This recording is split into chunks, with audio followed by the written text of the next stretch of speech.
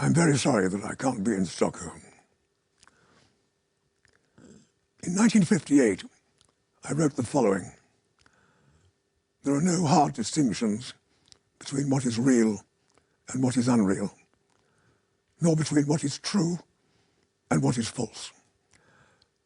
A thing is not necessarily either true or false.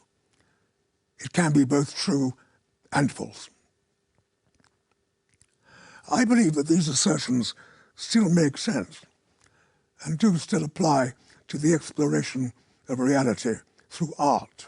So, as a writer, I stand by them. But as a citizen, I cannot. As a citizen, I must ask, what is true? What is false? Truth in drama is forever elusive. You never quite find it, but the search for it is compulsive. The search is clearly what drives the endeavor. The search is your task. More often than not, you stumble upon the truth in the dark, colliding with it, or just glimpsing an image or a shape which seems to correspond to the truth, often without realizing that you have done so. But the real truth is that there never is any such thing as one truth to be found in dramatic art. There are many. These truths challenge each other, recoil from each other, reflect each other, ignore each other, tease each other, are blind to each other. Sometimes you feel you have the truth of a moment in your hand, then it slips through your fingers and is lost. I've often been asked how my plays come about. I cannot say. Nor can I ever sum up my plays, except to say that this is what happened. That is what they said. That is what they did. Most of the plays are engendered by a line, a word, or an image. The given word is often shortly followed by the image. I shall give two examples of two lines which came right out of the blue into my head, followed by an image, followed by me. The plays are The Homecoming and Old Times. The first line of The Homecoming is, "What have you done with the scissors?" The first line of Old Times is, "Dark." In each case, I had no further information. In the first case, someone was obviously looking for a pair of scissors and was demanding their whereabouts of someone else he suspected had probably stolen them. But I somehow knew that the person addressed didn't give a damn about the scissors, or about the questioner either, for that matter. Dark, I took to be a description of someone's hair, the hair of a woman, and was the answer to a question. In each case, I found myself compelled to pursue the matter. This happened visually, a very slow fade through shadow into light. I always start a play by calling the characters A, B, and C. In the play that became The Homecoming, I saw a man enter a stark room and ask his question of a younger man sitting on an ugly sofa reading a racing paper. I somehow suspected that A was a father and that B was his son, but I had no proof. This was, however, confirmed a short time later when B, later to become Lenny, says to A, later to become Max, "Dad, do you mind if I change the subject? I want to ask you something. The dinner we had before, what was the name of it? What do you call it? Why don't you buy a dog? You're a dog cook, honest. You think you're cooking for a lot of dogs." So, since B calls A Dad, it seemed to be reasonable to assume that they were father and son. A was also clearly the cook, and his cooking did not seem to be held in high regard. Did this mean that there was no mother? I didn't know.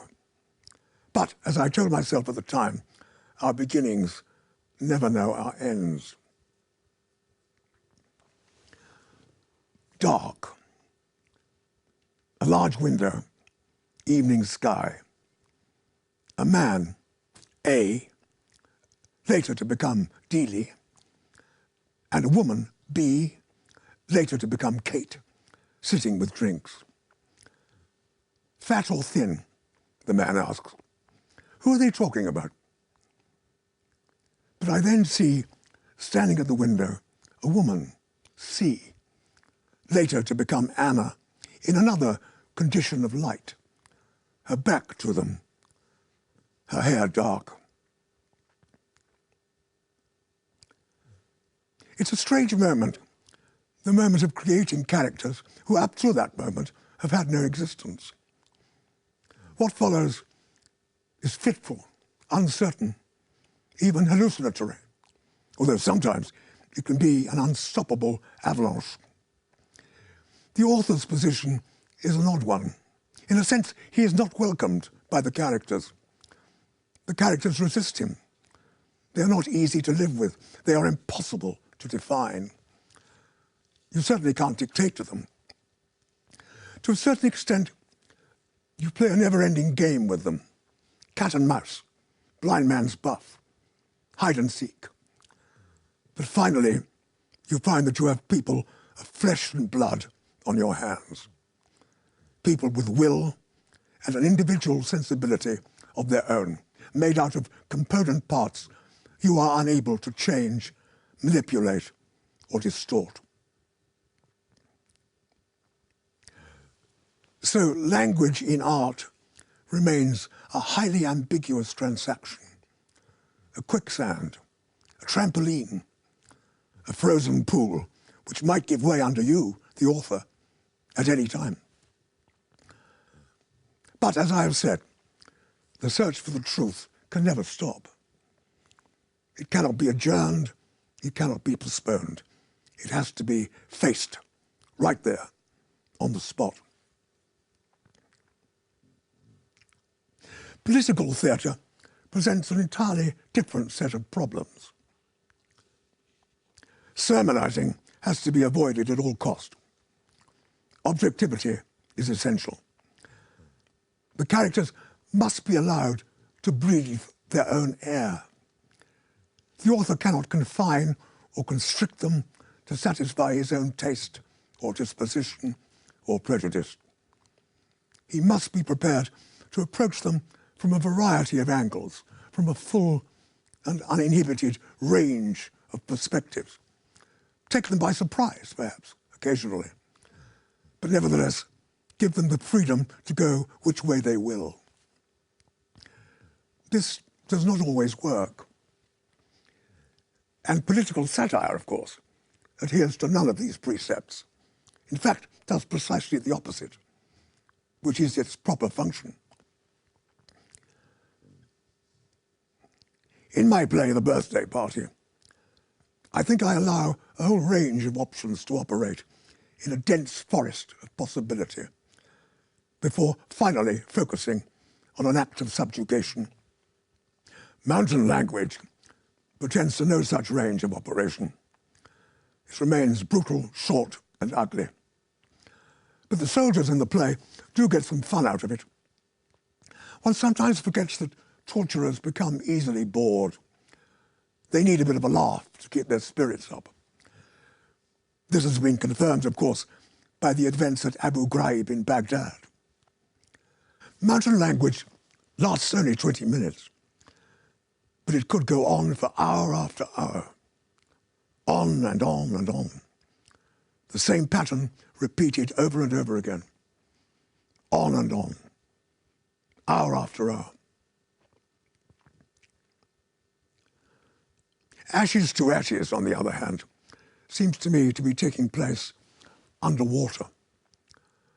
A drowning woman, her hand reaching up through the waves, dropping down out of sight, reaching for others, but finding nobody there, either above or under the water, finding only shadows, reflections, floating. The woman, a lost figure in a drowning landscape. A woman unable to escape the doom that seemed to belong only to others. But as they died, she must die too.